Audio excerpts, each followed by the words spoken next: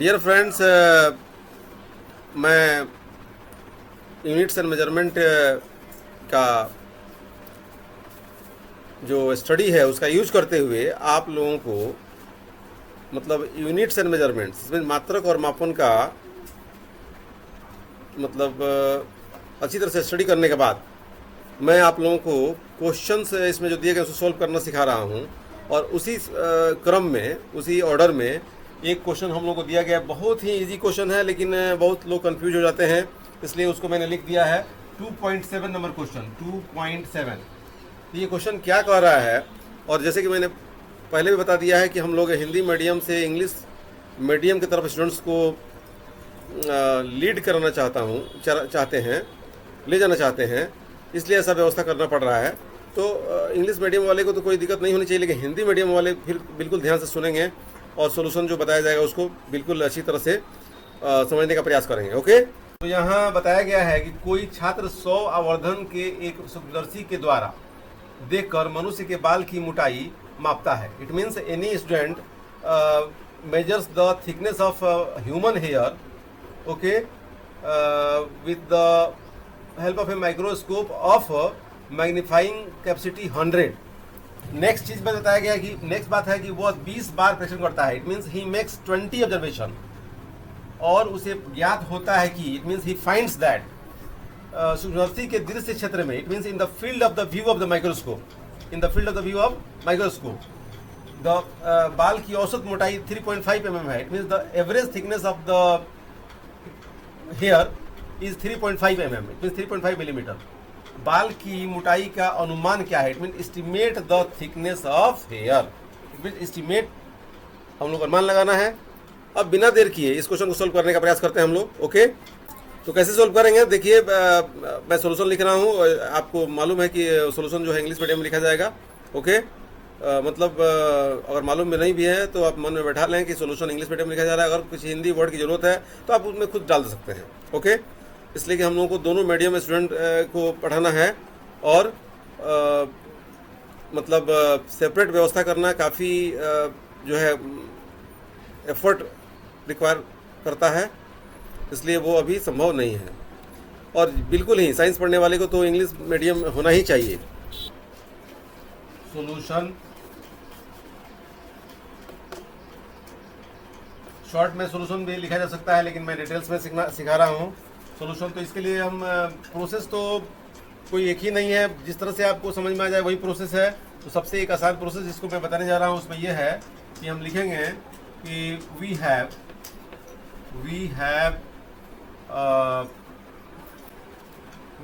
The magnification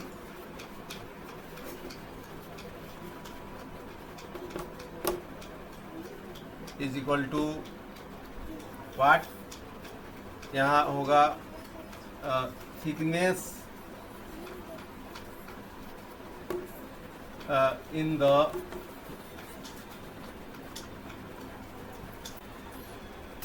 the field of view of microscope,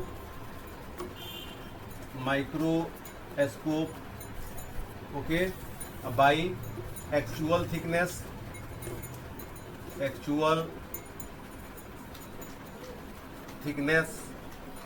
okay.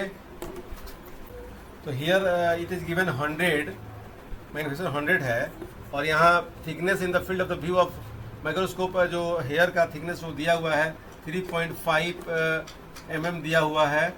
Okay, अब भाई actual thickness जो है यहाँ दिया हुआ है, नहीं दिया हुआ है, तो यहाँ लिख देंगे एक्चुअल थिकनेस।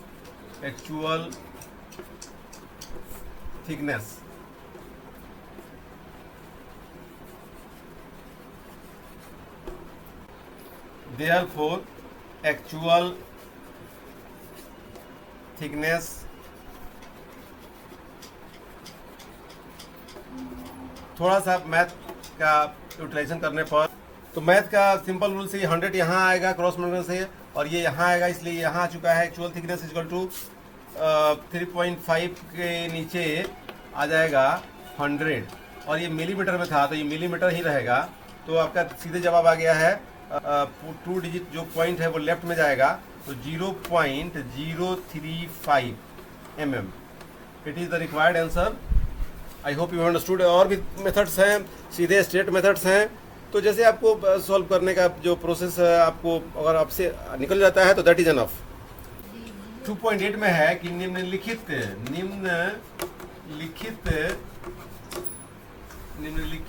के उत्तर दीजिए। ये जो लिखा हुआ है इसका मतलब इंग्लिश में कैसे समझा जाएगा? तो आंसर द फॉलोइंग। जैसा कि आपने देखा क्वेश्चन यहाँ है।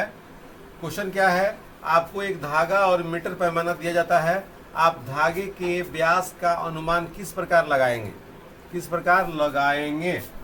तो जैसे कि आपको समझना चाहिए कि इसको इंग्लिश में कैसे समझा जाएगा। तो you are given a thread and a metre scale. Next, आप धागे के व्यास का अनुमान किस प्रकार लगाएंगे? How can you estimate the diameter of the thread? तो इसका सॉल्यूशन क्या होगा? सॉल्यूशन देखिए, इसमें हम लोग क्या करेंगे कि अगर थोड़ा सी ध्यान दें तो इसमें कोई बहुत सी बड़ी सोच नहीं छुपी हुई है, तुरंत ये सॉल्व होगा। तो अगर इसको इंग्लिश में बोला जाए तो आप कैसे आप अपने एक्सप्रेशन को लिखेंगे? तो लिखेंगे, आप बोलेंगे कि we wrap the thread on a uniform smooth rod in such a way the coils that are formed are very close to each other. It means in such a way that the coils that are formed are very close to each other. It means almost touching. उसको हम दिखा सकते हैं black board पर कैसे आपको करना है। तो सपोज किया जाए कि अगर ये आपका ये रॉड है, ओके, और इसको रॉड मान लेते हैं ऐसे, तो इस रॉड पर धागे को लपेटेंगे तो ऐसे क्वाइल बनते जाएगा जो वेरी क्लोज होगा। हमारे हिसाब से ये क्लोज ही है, और हमको लगता है कि ऐसा जो क्वाइल बनते जाएगा, इस क्वाइल का वेरी क्लोज है। ये क्वाइल बनने पर क्या होगा? इसमें ये लेंथ निकलेगा यहाँ से। इसकी कोई ऐसा लेना होगा जिससे हम मीटर स्केल से आसानी से इसका लेंथ निकाल लें। ओके, तो जैसा कि मैंने समझाया है, इसमें हम क्या करने वाले थे, जैसे कि मैंने एक्सप्लेन कर दिया है, ये धागे को लपेटेंगे, इस तरह से ये क्वाइल बनते जाएगा। क्वाइल का जो लेंथ है, ये सपोज दैट इसको मीटर स्केल से माप लेना है और नंबर ऑफ क्वाइल जितने फॉर्म हुए हैं उससे डिवाइड कर देना है। तो जैसे कि आप देखते हैं, जब जिससे डिवाइड करेंगे तो इस एक कॉइल का जो थिकनेस है, मतलब एक थ्रेड का जो थिकनेस है वो निकल जाएगा। तो लिखेंगे, मैंने बता दिया एक बार कि ये कॉइल जो है बनेगा, और कॉइल का जो लेंथ है ये है, ये लेंथ मान लिया जाए, लेंथ है ये लेंथ। ओके, इस लेंथ से निकलेगा इसका थ्रेड का डायमीटर। तो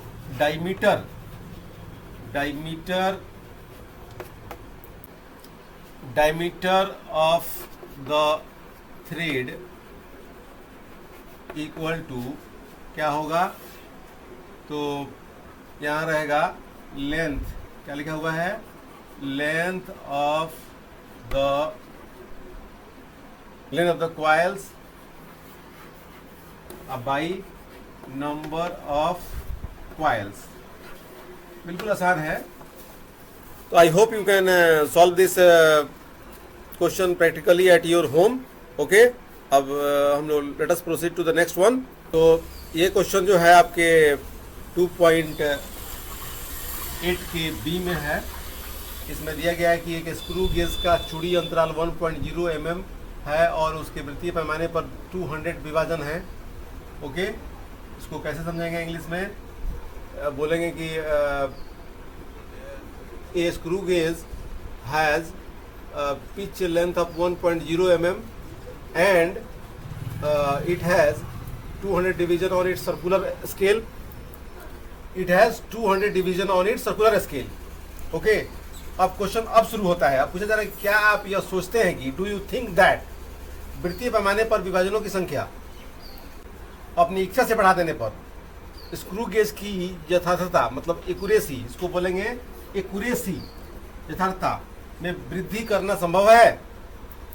do you think it is possible to increase the accuracy of the screw gauge by increasing the number of divisions on circular scale?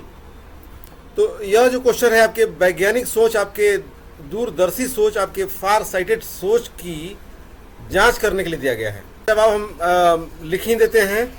Okay, solution तो लिखेंगे कि इट इज नॉट पॉसिबल, ये संभव नहीं है, to increase the accuracy by increasing the number, अब हमें मिटाना पड़ेगा, by increasing the number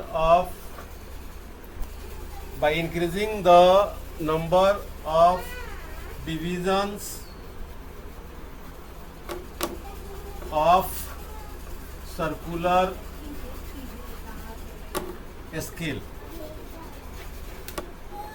तो मैंने तो जवाब दे दिया है कि नहीं, एक्यूरेसी को बढ़ाया जा सकता है। और क्यों नहीं बढ़ाया जा सकता है, इसका जवाब हम लोगों को खोजने के लिए, इसका जवाब हम लोगों को मतलब कारण देने के लिए सोचना होगा।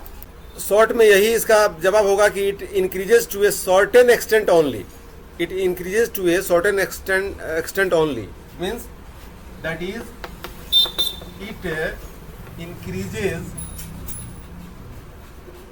To a certain extent only.